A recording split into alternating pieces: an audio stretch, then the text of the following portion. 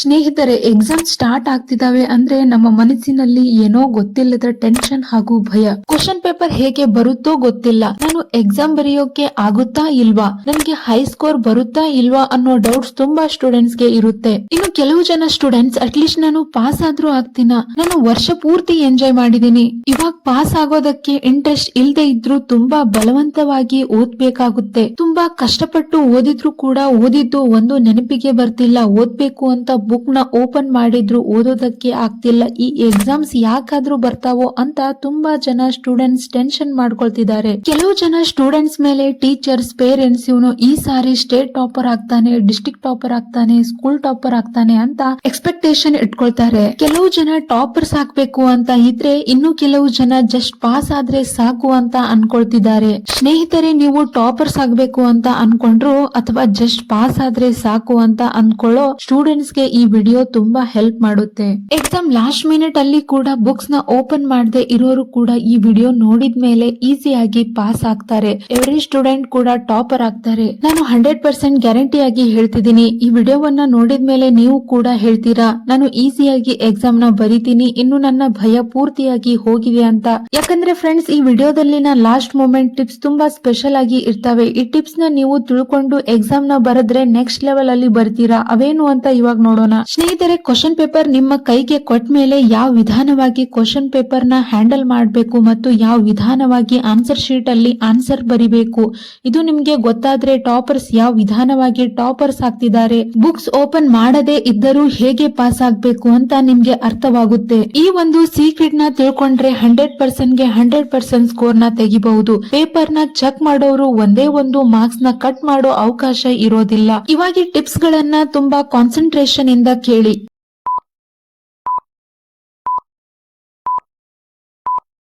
Tip number 1, don't read your question paper. ಸ್ನೇಹಿತರೆ, ನಾನು 100% ಹೇಳ್ತಿದ್ದೀನಿ, ಈ ಟಿಪ್ ತುಂಬಾ ಇಂಪಾರ್ಟೆಂಟ್. ಸಾಮಾನ್ಯವಾಗಿ ನಮ್ಗೆ ಕ್ವಶನ್ ಪೇಪರ್ ಕೊಟ್ಟ ತಕ್ಷಣ ಕ್ವಶನ್ ಪೇಪರ್ ನ ಫಾಸ್ಟ್ ಆಗಿ ನೋಡ್ತೀವಿ. ಹಾಗೆ ನೋಡೋದ್ರಿಂದ ಅದರ ಎಫೆಕ್ಟ್ ಹೇಗಿರುತ್ತೆ ಅಂದ್ರೆ, ಕ್ವಶನ್ ಪೇಪರ್ ನ ಫಾಸ್ಟ್ ಆಗಿ ನೋಡೋದ್ರಿಂದ ಕ್ವಶನ್ ಪೇಪರ್ ಸರಿಯಾಗಿ ಅರ್ಥ ಆಗೋದಿಲ್ಲ. ಅದರಿಂದ ನಮ್ಗೆ ಓದಿದ್ದು ಏನೂ ಬಂದಿಲ್ಲ ಅಂತ ಭಯ ಶುರುವಾಗುತ್ತೆ. ನೀವು ಓದಿದ ಎಲ್ಲಾ ಆನ್ಸರ್ಸ್ ಮಿಕ್ಸ್ ಆಗಿ ನಿಮ್ಮ ಬ್ರೈನ್ ಅಲ್ಲಿ ರನ್ ಆಗ್ತವೆ. ಯಾವ ಕ್ವಶನ್ಗೆ ಯಾವ ಆನ್ಸರ್ ಬರಿಬೇಕು ಅಂತ ಕೂಡ ಅರ್ಥ ಆಗೋದಿಲ್ಲ.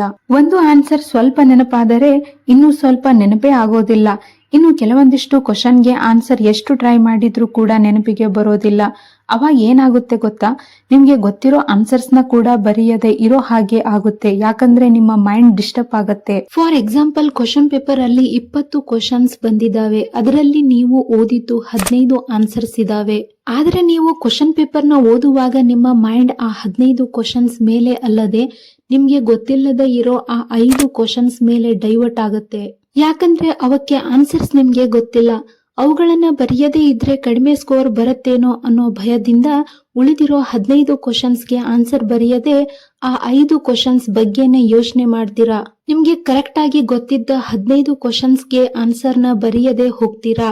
ಹೀಗೆ ನಿಮ್ಗೇನಾದರೂ ನಡೆದಿದ್ರೆ ಕಮೆಂಟ್ ಸೆಕ್ಷನ್ ನಲ್ಲಿ ಯಾವ ಎಕ್ಸಾಮ್ ನಲ್ಲಿ ಹೀಗೆ ನಡೆದಿದೆ ಅಂತ ಕಮೆಂಟ್ ಮಾಡಿ.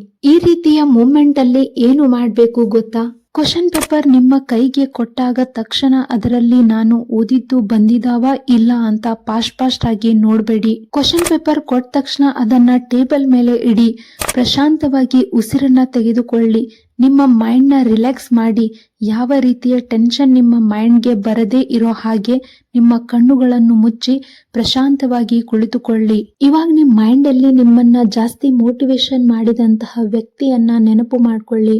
ಅಂದ್ರೆ ನಿಮ್ಮ ಪೇರೆಂಟ್ಸ್ ಆಗಿರಬಹುದು, ನಿಮ್ಮ ಟೀಚರ್ಸ್ ಆಗಿರಬಹುದು. ನೀನು ಈಸಿಯಾಗಿ ಎಕ್ಸಾಮ್ ನ ಪಾಸ್ ಆಗ್ತೀಯಾ, ಹೈ ಸ್ಕೋರ್ ಮಾಡ್ತೀಯಾ, you can do this, don't worry. ನಿನ್ನನ್ನೇ ನೀನು ನಂಬು. ಈ ಒಂದು ನಿಮ್ಮಲ್ಲಿರುವ ಎಲ್ಲಾ ಭಯವನ್ನು ಪೂರ್ತಿಯಾಗಿ ಮಾಯ ಮಾಡಿ ನಿಮ್ಮ ಮೇಲೆ ನಂಬಿಕೆ ಬರೋ ಹಾಗೆ ಮಾಡುತ್ತೆ. ಕಾನ್ಫಿಡೆನ್ಸ್ ಜಾಸ್ತಿ ಮಾಡುತ್ತೆ. ನಿಮ್ಮ ಮೈಂಡ್ ಓದಿರೋದ್ಕಿಂತ ಜಾಸ್ತಿ ಥಿಂಕ್ ಮಾಡುತ್ತೆ. ಅವಾಗ ನಿಮ್ ಮೈಂಡ್ ಅಲ್ಲಿ ನೀವು ಇಯರ್ ಪೂರ್ತಿ ಕೇಳಿದ ಲೆಸನ್ಸ್, ಓದಿದ ಆನ್ಸರ್ಸ್, ಮಾಡಿದ ಹೋಮ್ ವರ್ಕ್ ಎಲ್ಲವೂ ಎಲ್ಲಿವರೆಗೂ ನೆನಪು ಬರ್ತಾವೋ ಅಲ್ಲಿವರೆಗೂ ನೆನಪು ಮಾಡ್ಕೊಳ್ಳಿ. ಇವಾಗ ಕಣ್ಣುಗಳನ್ನು ತೆಗೆಯಿರಿ. ಇವಾಗ ನೀವು ಎಕ್ಸಾಮ್ ಬರೆಯೋದಕ್ಕೆ ರೆಡಿ ಆಗಿದ್ದೀರಾ. ನಿಮ್ಮ ಮುಂದಿರುವ ಕ್ವಶನ್ ಪೇಪರ್ ನ ತೆಗೆದುಕೊಂಡು ಕೂಲ್ ಆಗಿ 2 ರಿಂದ 3 ಟೈಮ್ ಓದಿ. ಇದನ್ನ ನೀವು ಕ್ವಶನ್ ಪೇಪರ್ ಕೊಡುವ ಮೊದಲು 15 ನಿಮಿಷ ಟೈಮ್ ಇರುತ್ತೆ ಅಲ್ವಾ, ಅವಾಗ ಮಾಡಿ. ನಿಮಗೆ ಗೊತ್ತಿಲ್ಲದ ಸೀಕ್ರೆಟ್ ಏನಂದ್ರೆ ಸ್ನೇಹಿತರೆ, ರಿಲ್ಯಾಕ್ಸ್ ಆಗಿ ಇರ್ಬೇಕು ಅಂತ 15 ನಿಮಿಷ ಮುಂಚೆನೆ ಎಕ್ಸಾಮ್ ಹಾಲ್ ಅಲ್ಲಿ ಅಲೌ ಮಾಡ್ತಾರೆ. Tip number 2, answer each question 1 by 1. ನಿಮ್ಮ ಎಕ್ಸಾಮ್ ಸ್ಟಾರ್ಟ್ ಆದ ತಕ್ಷಣ ನಿಮ್ಗೆ ಕೊಟ್ಟ ಕ್ವಶನ್ ಪೇಪರ್ ಅಲ್ಲಿ ಫಸ್ಟ್ ಕ್ವಶನ್ ನ ತುಂಬಾ ನೀಟಾಗಿ ಓದ್ಬೇಕು. ಉಳಿದಿರುವ ಕ್ವಶನ್ಸ್ ನ ನೋಡಲೇಬಾರದು, ಅವುಗಳನ್ನ ಪೂರ್ತಿಯಾಗಿ ಮರೆತು ಬಿಡಬೇಕು. ಎಕ್ಸಾಮ್ ಬರೀತಿರುವಷ್ಟು ಸಮಯ ಪ್ರಪಂಚವನ್ನು ಮರೆತು ಬಿಡಬೇಕು. ನಿಮ್ಮ ಮೈಂಡ್ ಅಲ್ಲಿ ಕೇವಲ ನೀವು ಬರೀತಿರುವ ಆನ್ಸರ್ ಬಗ್ಗೆನೇ ರನ್ ಆಗ್ಬೇಕು. ಫಸ್ಟ್ ಕ್ವಶನ್ ನ ನೋಡಿ, ಅದರಲ್ಲಿ ಇರುವ ಫುಲ್ ವರ್ಡ್ಸ್ ನ ಫೋಕಸ್ ಇಂದ ನೋಡಿ, ಅದಕ್ಕೆ ಸಂಬಂಧಿಸಿದ ಆನ್ಸರ್ ನ ಅದರ ಕೀ ಪಾಯಿಂಟ್ಸ್ ನ ನಿಮ್ಮ ಮೈಂಡ್ ಅಲ್ಲಿ ರನ್ ಮಾಡ್ಕೊಳ್ಳಿ. ಅವಾಗ ನಿಮ್ಮ ಮೈಂಡ್ ಅಲ್ಲಿ ಅದಕ್ಕೆ ಸಂಬಂಧಿಸಿದ ಆನ್ಸರ್ ನೆನಪಿಗೆ ಬರುತ್ತೆ. ಅದನ್ನ ಸಿಂಪಲ್ ಆಗಿ ಪೇಪರ್ ಮೇಲೆ ಬರೆಯಿರಿ. ಫಸ್ಟ್ ಕ್ವಶನ್ ಕಂಪ್ಲೀಟ್ ಆಯ್ತು, ಸೆಕೆಂಡ್ ಕ್ವಶನ್ ನ ನೋಡೋಣ. ಇವಾಗ ಮತ್ತೆ ಸೆಕೆಂಡ್ ಕ್ವಶನ್ ಮೇಲೆ ಮಾತ್ರವೇ ಫೋಕಸ್ ಮಾಡಿ. ಈ ಕ್ವಶನ್ ನ ಜಾಗ್ರತೆಯಿಂದ ಸ್ಲೋ ಆಗಿ ಓದಿ, ನಂತರ ಅದರ ಬಗ್ಗೆ ಮೈಂಡ್ ಅಲ್ಲಿ ರನ್ ಮಾಡಿ. ನಿಮ್ಮ ಮೈಂಡ್ ಒಳಗೆ ಅದಕ್ಕೆ ಸಂಬಂಧಿಸಿದ ಪೂರ್ತಿ ಇನ್ಫಾರ್ಮೇಶನ್ಸ್ ಬಗ್ಗೆ ನಿಮ್ಗೆ ನೆನಪಿಗೆ ಬರುತ್ತೆ.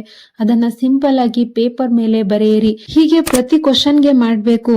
ಒಂದು ಕ್ವಶನ್ ನ ಓದಬೇಕಾದರೆ ಮತ್ತೊಂದು ಕ್ವಶನ್ ನೋಡಲೇಬೇಡಿ, ಯಾಕಂದ್ರೆ ನಮ್ಮ ಟಾರ್ಗೆಟ್ ಒಂದರ ಮೇಲೆ ಮಾತ್ರ ಇರಬೇಕು.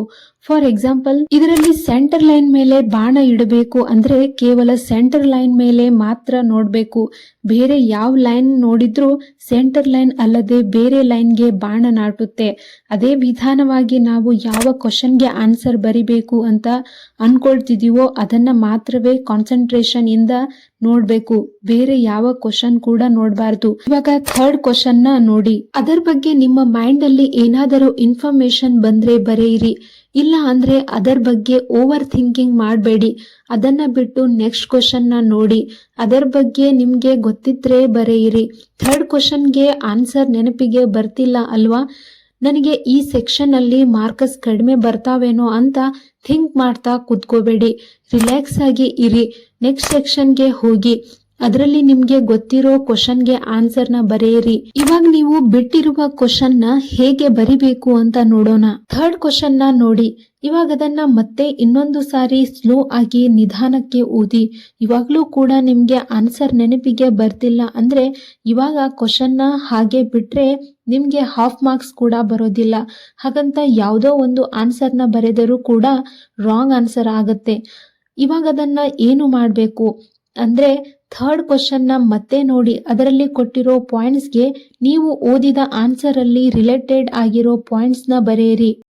ಫಾರ್ ಎಕ್ಸಾಂಪಲ್, ನೀವು ಒಂದು ಲೆಸನ್ ಅಲ್ಲಿ ಒಂದು ಕ್ವಶನ್ ನ ಓದಿದ್ರಿ. ನೀವು ಓದಿದ್ದು ಅಲ್ಲದೆ ಅದೇ ಲೆಸನ್ ಇಂದ ಬೇರೆ ಕ್ವಶನ್ ಬಂದಿದೆ.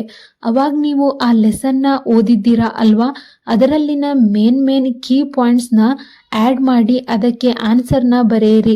4 ಮಾರ್ಕ್ಸ್ ಆನ್ಸರಿಗೆ 2 ಮಾರ್ಕ್ಸ್ ಆದ್ರೂ ಕೊಡ್ತಾರೆ. ಇದು 100% ಬೆಸ್ಟ್ ಟೆಕ್ನಿಕ್ ಆಗಿರುತ್ತೆ. ಗಣಿತದಲ್ಲಿ ಆದರೆ ಫಾರ್ಮುಲಾಸ್ ಬರೆಯಿರಿ. ಲ್ಯಾಂಗ್ವೇಜ್ ಅಲ್ಲಿ ಆದರೆ ಆ ಲೆಸನ್ಗೆ ಸಂಬಂಧಿಸಿದ ಲೇಖಕರ ಹೆಸರು, ನಂತರ ಅವರ ಬಯೋಗ್ರಫಿಗಳನ್ನ ಬರೆಯಿರಿ. ನಿಮ್ಗೆ ಕೊಟ್ಟಿರುವ ಕ್ವಶನ್ಗೆ ರಿಲೇಟೆಡ್ ಆಗಿರೋ ಇನ್ಫಾರ್ಮೇಶನ್ ಬರೆಯೋಕೆ ಟ್ರೈ ಮಾಡಿ. ಈ ವಿಧಾನವಾಗಿ ಎಲ್ಲಾ ಕ್ವಶನ್ಗೆ ಆನ್ಸರ್ ನ ಬರೆಯಿರಿ. ಇವಾಗ ಹೇಳಿ, ಪಾಸ್ ಆಗೋದು ಕಷ್ಟನಾ? 100% ಈ ಟೆಕ್ನಿಕ್ ನ ಅಪ್ಲೈ ಮಾಡಿ. ಪಾಸ್ ಆಗೋದು ಅಷ್ಟೇ ಅಲ್ಲ, ಹೈ ಸ್ಕೋರ್ ಇಂದ ಪಾಸ್ ಆಗ್ತೀರಾ. ಪೇಪರ್ ನ ಕಂಪ್ಲೀಟ್ ಮಾಡಿದ್ರಿ, ಇವಾಗ ಏನು ಮಾಡ್ತೀರಾ? ರಿಲ್ಯಾಕ್ಸ್ ಆಗಿ ಇರಿ. ನಾನು 100% ಎಕ್ಸಾಮ್ ನ ಸೂಪರ್ ಆಗಿ ಬರ್ದಿದ್ದೀನಿ ಅಂತ ಮನಸ್ಸಿನಲ್ಲಿ ಫೀಲ್ ಮಾಡ್ಕೊಳ್ಳಿ. ಹ್ಯಾಪಿಯಾಗಿ ಮನೆಗೆ ಹೋಗಿ. Tip number 3, don't discuss with your friends. ಸ್ನೇಹಿತರೆ, ಈ tip first and second tip ಗಿಂತ ಮೋಸ್ಟ್ ಪವರ್ಫುಲ್ ಟಿಪ್ ಆಗಿರುತ್ತೆ. ನೀವು ಎಕ್ಸಾಮ್ ಬರೆದ ನಂತರ ಅದರ ಬಗ್ಗೆ ನಿಮ್ಮ ಸ್ನೇಹಿತರ ಜೊತೆ ಯಾವ ರೀತಿಯೂ ಡಿಸ್ಕಸ್ ನ ಕೂಡ ಮಾಡೋಕೆ ಹೋಗಬೇಡಿ. ಸೈಲೆಂಟ್ ಆಗಿ ಮನೆಗೆ ಹೋಗಿ. ಯಾಕಂದ್ರೆ ನೀವು ನಿಮ್ಮ ಸ್ನೇಹಿತರ ಜೊತೆ ಡಿಸ್ಕಸ್ ಮಾಡಿದಾಗ ನೀವು ಬರೆದದ್ದು ರಾಂಗ್ ಆನ್ಸರ್ ಅಂತ ಗೊತ್ತಾದ್ರೆ ಮೈಂಡ್ ಡಿಸ್ಟರ್ಬ್ ಆಗುತ್ತೆ. ಕಡಿಮೆ ಸ್ಕೋರ್ ಬರ್ತಾವೆ ಏನೋ ಅಂತ ಟೆನ್ಷನ್ ಫೀಲ್ ಮಾಡ್ತೀರಾ. ನೆಕ್ಸ್ಟ್ ಪೇಪರ್ ಮೇಲೆ ಫೋಕಸ್ ಮಾಡೋದಕ್ಕೆ ಆಗೋದಿಲ್ಲ. ನೀವು ಎಕ್ಸಾಮ್ ಬರ್ದಿದ್ದೀರಾ, ಅದು 100% ಕರೆಕ್ಟ್ ಆಗಿದೆ. ಅದು ನಿಮ್ಗೆ ಗೊತ್ತು. ಹಾಗಿದ್ದರೆ ನಿಮ್ಮ ಫ್ರೆಂಡ್ಸ್ ಜೊತೆ ಡಿಸ್ಕಸ್ ಮಾಡಿ ಅನಾವಶ್ಯಕವಾಗಿ ಡಿಸ್ಟರ್ಬ್ ಯಾಕೆ ಆಗ್ತೀರಾ? So don't discuss about your paper. ನೀವು ಡಿಸ್ಕಸ್ ಮಾಡ್ಬೇಕು ಅಂತ ಅನ್ಕೊಂಡ್ರೆ ನೆಕ್ಸ್ಟ್ ಪೇಪರ್ ಬಗ್ಗೆ ಡಿಸ್ಕಸ್ ಮಾಡಿ. ಯಾಕಂದ್ರೆ ಆಲ್ರೆಡಿ ಬರೆದ ಪೇಪರ್ ಬಗ್ಗೆ ಡಿಸ್ಕಸ್ ಮಾಡಿದ್ರು ನಿಮ್ಗೆ ಯಾವುದೇ ರೀತಿ ಯೂಸ್ ಇಲ್ಲ. ನೆಕ್ಸ್ಟ್ ಪೇಪರ್ ಬಗ್ಗೆ ಡಿಸ್ಕಸ್ ಮಾಡೋದ್ರಿಂದ ನಿಮ್ಗೆ ಹೆಲ್ಪ್ ಆಗೋ ಚಾನ್ಸಸ್ ಜಾಸ್ತಿ ಇರುತ್ತೆ. ಸೊ ಎಕ್ಸಾಮ್ ಬರೆದ ತಕ್ಷಣ ಟೆನ್ಷನ್ ಮಾಡ್ಕೊಳ್ಳಾರ್ದೆ ನೆಕ್ಸ್ಟ್ ಪೇಪರ್ ಬಗ್ಗೆ ಥಿಂಕ್ ಮಾಡಿ. ನಿಮ್ಮ ಫ್ಯಾಮಿಲಿ ಮೆಂಬರ್ಸ್ ಎಕ್ಸಾಮ್ ಹೇಗೆ ಬರೆದೆ ಅಂತ ಕೇಳಿದ್ರೆ ತುಂಬಾ ಚೆನ್ನಾಗಿ ಬರ್ದಿದ್ದೀನಿ, ನಾನು ಓದಿದ ಎಲ್ಲಾ ಆನ್ಸರ್ಸ್ ಬಂದಿದ್ವು ಅಂತ ಹ್ಯಾಪಿಯಾಗಿ ಹೇಳಿ. ನೆಕ್ಸ್ಟ್ ಪೇಪರ್ಗೆ ಪ್ರಿಪೇರ್ ಆಗಿ. Tip number 4, how to write answer. ಸ್ನೇಹಿತರೆ, ಆನ್ಸರ್ ನ ಬರೆಯೋದಕ್ಕೂ ಒಂದು ರೂಲ್ ಇರುತ್ತೆ. ಅದರ ಪ್ರಕಾರ ಬರಿದ್ರೇನೆ ಹೈ ಸ್ಕೋರ್ ಬರುತ್ತೆ. ಫಸ್ಟ್ ನಿಮ್ ಹ್ಯಾಂಡ್ ರೈಟಿಂಗ್ ಚೆನ್ನಾಗಿರ್ಬೇಕು. ಅಂದ್ರೆ ಪೇಪರ್ ಚೆಕ್ ಮಾಡೋರಿಗೆ ಅರ್ಥ ಆಗೋ ರೀತಿ ಬರಿಬೇಕು. ಇಲ್ಲಿ ಸ್ಕ್ರೀನ್ ಮೇಲೆ ಕಾಣಿಸ್ತಿರೋ ಪೇಪರ್ಸ್ ಗಳನ್ನ ಒಮ್ಮೆ ನೋಡಿ. ಇದರಲ್ಲಿ ನಿಮ್ಗೆ ಸಿಂಪಲ್ ಆಗಿ ಯಾವ್ದು ಅರ್ಥ ಆಗುತ್ತೆ ಅಂತ ಹೇಳಿ. ಮ್ಯಾಕ್ಸಿಮಮ್ ಸೆಕೆಂಡ್ ಪೇಪರ್ ಅಂತ ಹೇಳ್ತೀರಿ, ಆದ್ರೆ ಸೆಕೆಂಡ್ ಪೇಪರ್ ಗಿಂತ ಫಸ್ಟ್ ಪೇಪರ್ ಅಲ್ಲಿ ಆನ್ಸರ್ ಕರೆಕ್ಟ್ ಆಗಿ ಬರ್ದಿದ್ದಾರೆ. ಆದ್ರೂ ಕೂಡ ಸೆಕೆಂಡ್ ಪೇಪರ್ ಅಲ್ಲಿ ಸಣ್ಣ ಮಿಸ್ಟೇಕ್ಸ್ ಇದ್ರೂ ಕೂಡ ಫಸ್ಟ್ ಪೇಪರ್ ಗಿಂತ ಸೆಕೆಂಡ್ ಪೇಪರ್ಗೆ ಹೆಚ್ಚು ಮಾರ್ಕ್ಸ್ ಕೊಡ್ತಾರೆ. ಯಾಕಂದ್ರೆ ಪೇಪರ್ ಚೆಕ್ ಮಾಡೋರಿಗೆ ನಿಮ್ಮ ಆನ್ಸರ್ ಸರಿಯಾಗಿ ಅರ್ಥ ಆಗ್ಬೇಕು, ಅವಾಗ್ಲೇ ಅವರು ನಿಮ್ಗೆ ಮಾರ್ಕ್ಸ್ ಅನ್ನ ಕೊಡ್ತಾರೆ. ಇಲ್ಲ ಅಂದ್ರೆ 4 ಮಾರ್ಕ್ಸ್ಗೆ 2 ಮಾರ್ಕ್ಸ್ 1 ಮಾರ್ಕ್ಸ್ ಕೊಡ್ತಾರೆ. ಹ್ಯಾಂಡ್ ರೈಟಿಂಗ್ ಅಂದ್ರೆ ಬೇರೆಯವರು ಇಂಪ್ರೆಸ್ ಆಗ್ಬೇಕು ಅಂತ ಅಲ್ಲ, ಬೇರೆಯವರಿಗೆ ಅರ್ಥ ಆಗೋ ರೀತಿ ಇರಬೇಕು. ನೀವು ಬರೆಯೋ ಪ್ರತಿ ವರ್ಡ್ಸ್ ನು ಕ್ಲಿಯರ್ ಆಗಿ ಬರೀರಿ. ಪ್ರತಿ ವರ್ಡ್ಸ್ ಗಳ ಮಧ್ಯ ಗ್ಯಾಪ್ ಬಿಡಿ. ತುಂಬಾ ಜನಕ್ಕೆ ಒಳ್ಳೆಯ ಹ್ಯಾಂಡ್ ರೈಟಿಂಗ್ ಇರುತ್ತೆ, ಆದ್ರೂ ಕೂಡ ಎಕ್ಸಾಮ್ ಅಲ್ಲಿ ಟೈಮ್ ಆಗತ್ತೇನೋ ಅಂತ ಫಾಸ್ಟ್ ಆಗಿ ಬರೀತಾರೆ. ಅದರಿಂದ ಸ್ಪೆಲ್ಲಿಂಗ್ ಮಿಸ್ಟೇಕ್ ಕೂಡ ಆಗ್ತವೆ. ಸೊ ಸ್ಲೋ ಆದ್ರೂ ಸರಿ, ಬರೀತಿರುವ ಆನ್ಸರ್ಸ್ ನೀಟಾಗಿ ಬರೀರಿ. ಕೀ ಪಾಯಿಂಟ್ಸ್ ನ ಅಂಡರ್ಲೈನ್ ಮಾಡಿ. Tip number 5, give your 100%. ಸ್ನೇಹಿತರೆ, ಇವಾಗ ನೀವು ಥಿಂಕ್ ಮಾಡೋ ಸಮಯ ಅಲ್ಲವೇ ಅಲ್ಲ. ತುಂಬಾ ಜನ ಎಕ್ಸಾಮ್ಗೆ 1 ವೀಕ್ 1 ಮಂತ್ ಇದೆ ಅನ್ನೋ ಅಷ್ಟರಲ್ಲಿ ಏನು ಓದದೆ ಏನು ಓದ್ಬೇಕು ಅಂತ ಆಲೋಚನೆ ಮಾಡ್ತಾರೆ. ಥಿಂಕ್ ಮಾಡೋದು ಅಂದ್ರೆ 1 ಅವರ್ 2 ಅವರ್ ಅಲ್ಲ, 1 ವೀಕ್ 2 ವೀಕ್ ಹೀಗೆ ಥಿಂಕ್ ಮಾಡ್ತಾನೆ ಇರ್ತಾರೆ. ಇಯರ್ ಪೂರ್ತಿ ಹೇಗಿದ್ರು ಥಿಂಕ್ ಮಾಡಿದೀರಾ, ಈ ಲಾಸ್ಟ್ ವೀಕ್ ಅಲ್ಲಿಯೂ ಕೂಡ ಥಿಂಕ್ ಮಾಡ್ತಾ ಕುಂತ್ಕೊಂಡ್ರೆ ಟೈಮ್ ಎಷ್ಟಾಗುತ್ತೆ ಹೊರತು ನಿಮ್ಗೆ ಬರೋ ಬೆನಿಫಿಟ್ಸ್ ಏನು ಇರಲ್ಲ.